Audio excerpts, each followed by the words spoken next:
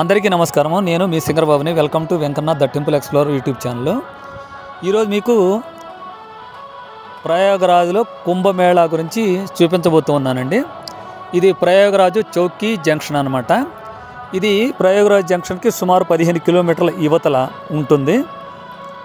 అందుకని ఇక్కడే దిగి ఇక్కడ నుండి మనం బయటికి వెళ్ళి సుమారు ఒక 3 నుండి 400 మీటర్ల దూరం వెళ్ళిన తర్వాత కానీ మనం వెళ్ళటానికి అవకాశం ఉంది. అంటే ఇక్కడ లిఫ్ట్లు అయితే ఏం లేవు, కానీ పైకి అయితే రావడం జరిగింది.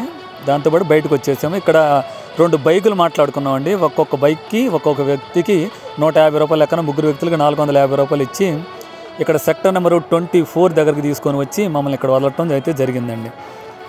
బాగానే తీసుకొచ్చారు, ఇబ్బంది ఏం లేదు. దగ్గర వరకు అయితే తీసుకొచ్చారు. ఈ క్రౌడ్లో కార్లు అయితే రావట్లేదు. అదేవిధంగా ఆటోల వాళ్ళు కూడా ఇంకా 1 కిలోమీటర్ వెనకనే వదిలేసేవాళ్ళు. ఈ బైకులు అయితే దగ్గర దాకా తీసుకొచ్చి వదిలేయడానికి అయితే అవకాశం ఏర్పడిందని మనం చెప్పుకోవచ్చు అన్నమాట. ఇది ఒక అడ్వాంటేజ్గా చెప్పుకోవచ్చు. మనకి నిన్నటి వరకు మనం వింటూ ఉన్నాం కదండి, 350 కిలోమీటర్ల వరకు మనకి ట్రాఫిక్ ఆగిపోయింది అనేటువంటి విషయం మనందరికీ తెలుసు.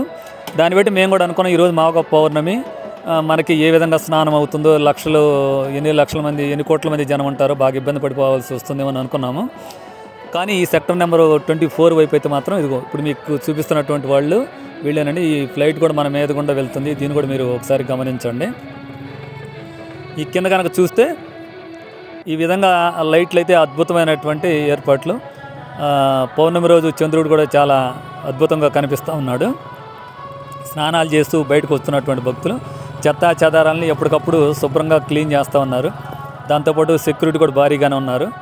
లైటింగ్తో కళకళలాడిపోతున్నటువంటి మహాకుంభమేళా ఏరియా, స్నానాలు చేస్తున్నటువంటి భక్తులు, అదేవిధంగా ఈ తెల్లగా ఏమైతే కనిపిస్తున్నాయో అవన్నీ స్నానాలు చేయడానికండి. చంద్రుడిని చూస్తూ అయితే మాఘపౌర్ణమిలో అద్భుతమైనటువంటి స్నానం అయిందని ఖచ్చితంగా చెప్పుకోవచ్చు. ఈ తెల్లగా ఏవైతే కనిపిస్తూ ఉన్నాయో ఇవన్నీ వచ్చేసి ఆడవాళ్ళు స్నానం చేసుకుని బట్టలు మార్చుకోవడానికి ఏర్పాట్లు అయితే అద్భుతంగా చేశారు. ఎక్కడ కూడా ఎలాంటి ఇబ్బంది లేదండి.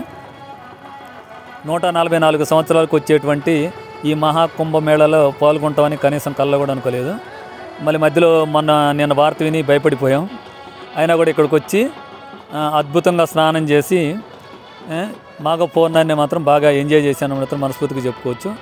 అన్ని సౌకర్యాలు అద్భుతంగా ఏర్పాటు చేశారండి. పోలీసులు కానీ, ఇంటెలిజెన్సీ వ్యవస్థ కానీ, నీళ్ళల్లో దిగితే అక్కడ ఉన్నటువంటి బోటుల్లో నుండి ఏదన్నా మనం నీళ్ళ బట్టి కొట్టుకుపోకుండా ఉండడానికి వాళ్ళు అక్కడ ఉన్నటువంటి సేఫ్టీ కానీ అన్నీ ఉన్నారండి. అందువల్ల ఇక్కడ ఎక్కడ కూడా ఎలాంటి ఇబ్బంది లేదు. ఇక్కడ బండారాలని ఉచిత అన్నదానాలు చేస్తూ ఉంటారు, వాటిని తినొచ్చు. ఆ తర్వాత పండుకోవడానికి పెద్ద టెంట్లోని అక్కడ పండుకోవచ్చు, 100-200 ఇచ్చి. బాగుంది, చాలా బాగుంది. Thank you అనండాలి.